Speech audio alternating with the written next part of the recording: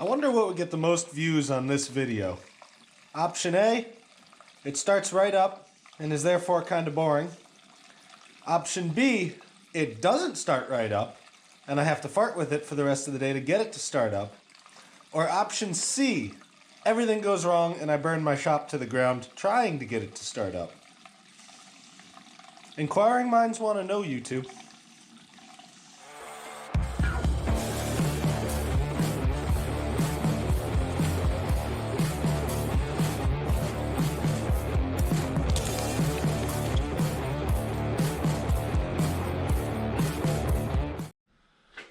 What's up, boys? Welcome back to the Ran When Parked YouTube channel. I got what I think is a pretty good video coming up today because we're going to find out once and for all if Jordy the 40 behind me, my LS swapped 1972 FJ40 Landcruiser, is going to run for us. So today either is going to end in the first start or it is going to end in me being extraordinarily depressed because there's something major wrong with this engine. I'll call it a 50-50 shot at this point, so you might want to stick around and find out what happens there. Now, this week, I got some parts in for this thing. This is just a couple things I put aside here. Brand new starter, new O2 sensors, finally got the tuned PCM back. So what do we need to do to get this thing running?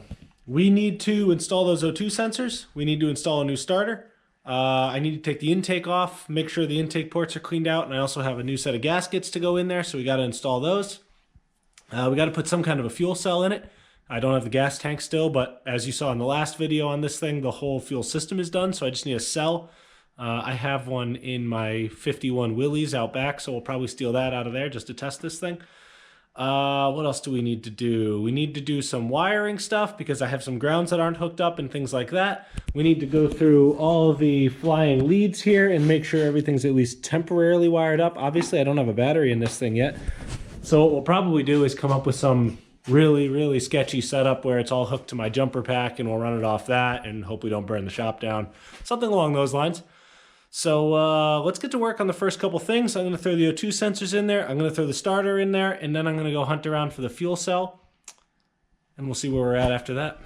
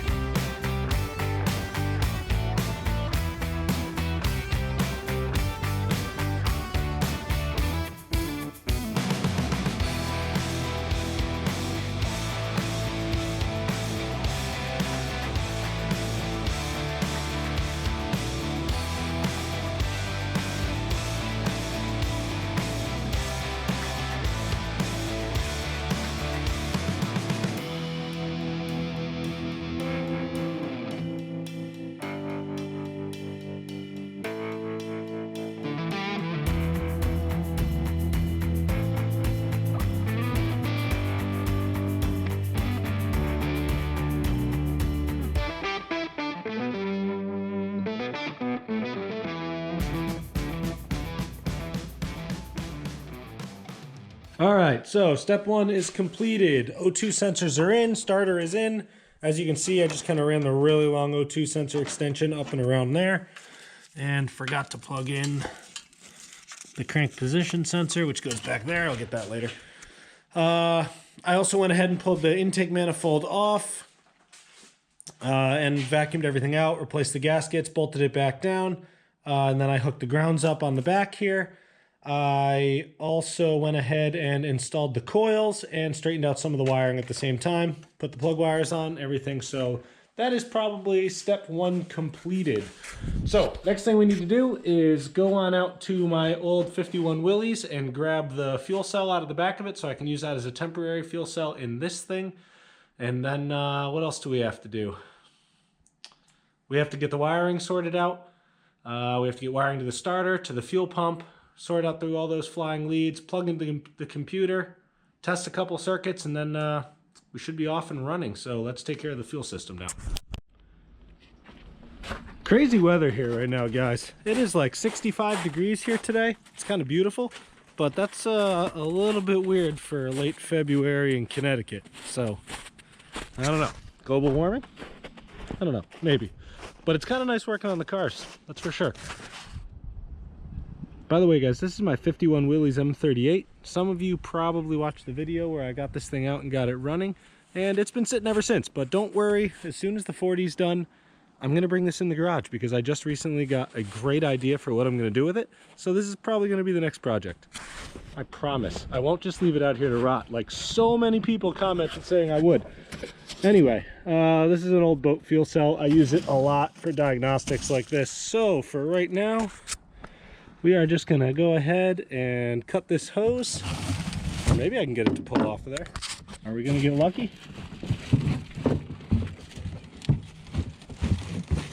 I mean, I just put it on there. Nope, not gonna come off. And I don't have the patience for this today. So, cut it, deal with it later.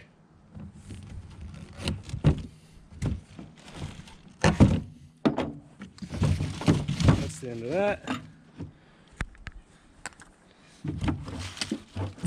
And now we are going to abandon the poor Willys once again.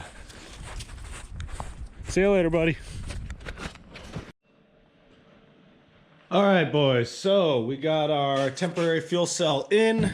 That's kind of hooked up in a little bit of a sketchy manner. We have our grounds all set up over here. I got those attached to the back of the head. I pointed out before that the coils and everything are on, intake is on, new gaskets, exhausts are on, O2s are in, starter is in. I think we're about ready to start it up. The next thing is going to be wiring. So I took apart this loom here because I modified this harness a couple years ago now to be standalone. So I'm trying to walk myself back through what I did here. And what I essentially did was I used this fuse blocks for all the fusible links, and then I have two relays on the side. One is for the fuel pump turn on, which is triggered by the PCM, and one is for the key on power turn on. So I got to get a relay for this side for the key on power. I have to go dig up a few fuses for that. But then after that, all we really have to do is hook up a couple things. We got our key on 12 volt here. And then we have, let's see, our fuel pump relay here. And then one more thing is going to be the constant 12 volt battery there. So we'll hook all three of those guys up. We will put the PCM in. We'll come up with a really sketchy setup of jumper cables and things to get from my jumper pack, which is going to be the power source for today, all the way around here to the starter. And then also we're going to have to put some kind of ground strap on the fuel pump in the back and come back to the block. We're going to have to ground the block, but that'll come right out of the jumper pack. And then I guess it's going to be fire in the hall. Oh, we should also check the oil because this thing's been leaking oil for as long as I've had it out of the rear of the oil pan. I think it's cracked or something, which is no big deal. But we'll check the oil also, and then we'll try to fire it up and see what we got. So let's finish up the wiring. All right, so we're wired up. So we got a line going down to our fuel pump here. We have a ground coming back. We have the jumper cable coming off the starter. We have our starter trigger right here, remote. We have our computer hooked up. Here's the other end of the jumper cable coming from the starter, going to the positive on my jumper pack. We have our engine grounds up here, hooked up to both sides, the starter and to the negative on the jumper pack, just to be safe, can't have too much ground. Now, on the flying leads, we have connected together our 12 volt battery and our OBD2 12 volt. The OBD2 turns on the PCM. The battery is constant 12 volt, and then we have our switch 12 volt right here, which I will just hook up to this for when I actually start it. But let's do a quick test first and make sure we're actually hooked up here. So we turn on our power, and now when I touch this to the positive terminal, it should turn on the PCM, which should turn on the whole system. But what we'll hear is the fuel pump running. So if we hear that, then I got this at least kind of right. And we have fuel pump. So, all right, guys. So since the fuel system primed, or turned on at least, I think we're ready to start it. So I'm going to prime the system. I already checked the oil, put some oil in it. Now the fuel system, pretty sketchy. Power system, also pretty sketchy. I think we'll be pretty safe with this, if you just don't think about it very much, or at all. I think this falls under a pretty textbook example. If you know the rules, you can break them. So if I were you guys, I probably would make the fuel system more permanent, make the power system a little bit safer before you do this. So take that for what it's worth. And, you know, if you try this, just try to give it a little more forethought than I have here. I think we'll be fine, though. So let's go try to fire this thing up now. There's a lot of moving parts and a lot of systems, so I'm going to give myself a good solid 50-50 shot that it actually fires. But let's see what happens. All right, so first things first. Let's see if we can get the fuel system to prime. Power on. Key on power.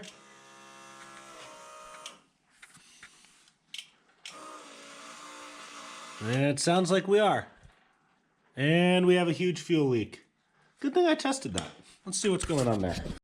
All right, guys, so I had a pretty big leak in one of the fittings coming from the pump up to the rails on the feed side. So fix that, tighten it up, and I even opened the door and let it air out in here before I start it. Now, I don't want you guys to be concerned about that common sense. Give me enough time, and I will circle back around to doing completely idiotic things once again. So now that the fuel line's fixed, I already plugged in the pump to make sure I don't have any more leaks, and the system is primed. I have fuel going back through the return. So the next thing we're gonna do is turn it over without turning the PCM on and just make sure it turns smooth and stuff off the starter. And then if that works, we'll give her a go and see if she starts.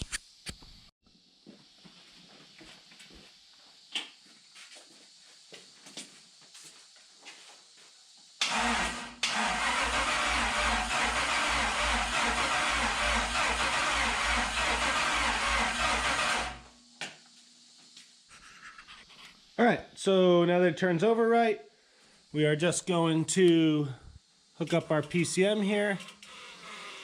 If I can get it to actually stay in there.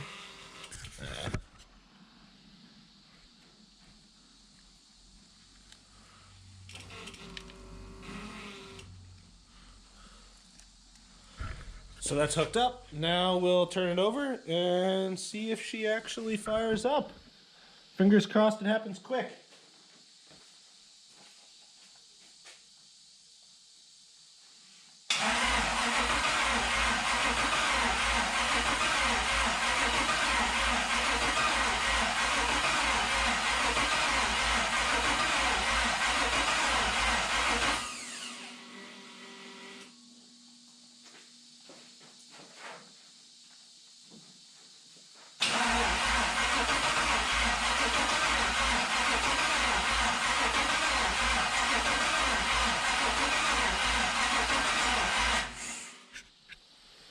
Okay guys, so obviously didn't start, and just looking at it, I got, you know, 2 warm primaries here, all the rest cold. So it's trying to fire on those 2 cylinders, which is an interesting thing. I just pulled a plug off the other side and checked for spark, and I got spark on the other side, so I didn't have any warm primaries over there. So I'm just going to assume that it has spark on all 8.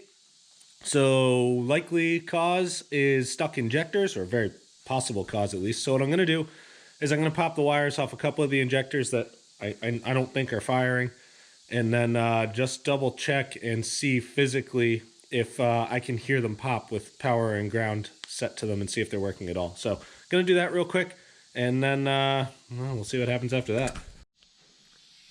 All right, so I think I found the problem.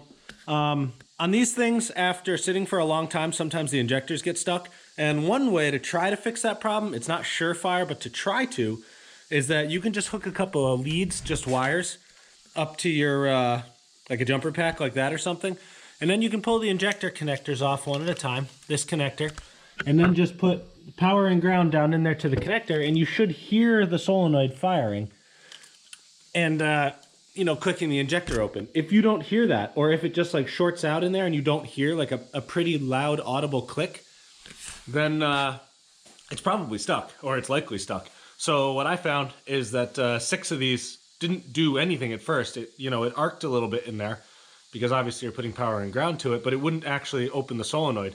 So what you can do is, a jumper pack like that will give it a fair amount of amps. Obviously you're playing a risky game here, but what do you have to lose because the injectors are already stuck?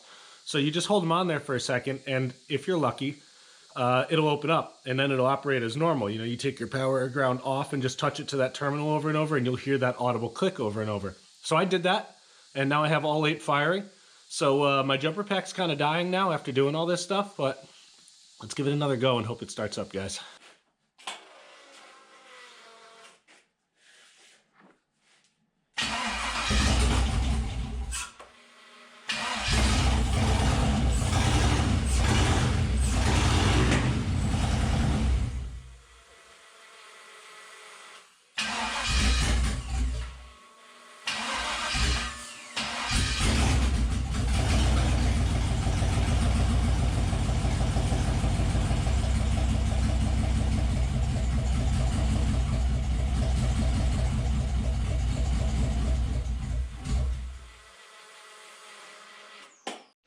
All right, so success. Fired right up. Surprisingly enough, it idled perfectly. You guys saw it.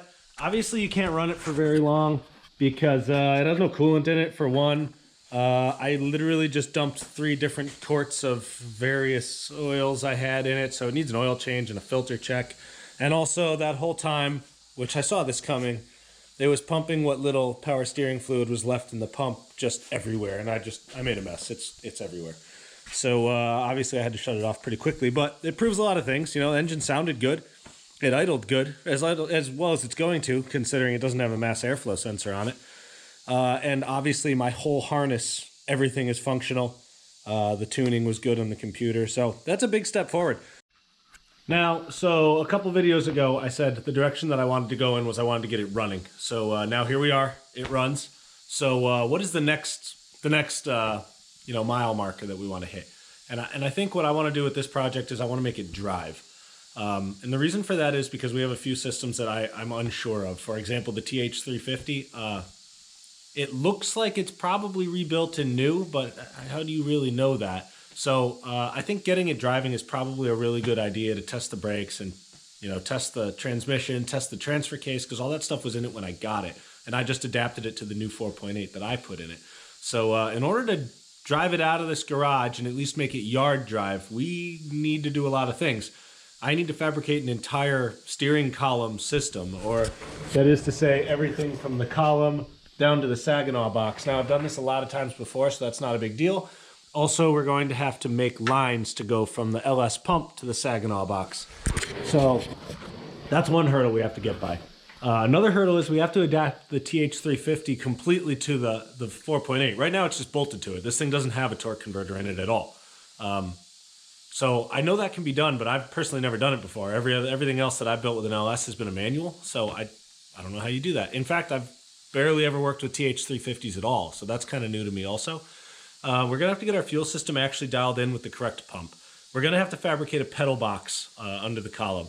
We're going to have to fabricate from scratch a transmission tunnel so I can mount a shifter so I can, you know, actually control the TH350. We are going to have to mount a brake booster and plumb this thing from scratch for fuel lines. We're going to need a cooling system. We are going to need transmission cooler. There's a lot going on here. So that's our next step. We're going to start moving in that direction. So I think the next video, the next immediate thing is I'm going to make the steering system, the column lines, and get all that working. And then we'll move forward from there in some sort of logical pattern. So that's about it for today's video, guys. We were really successful. We got it running. Everything's right in the world. So until next time, don't forget to subscribe. Leave me a comment. Let me know what you're thinking. Hit that like button, and I'll see you guys next time on Randall Parked.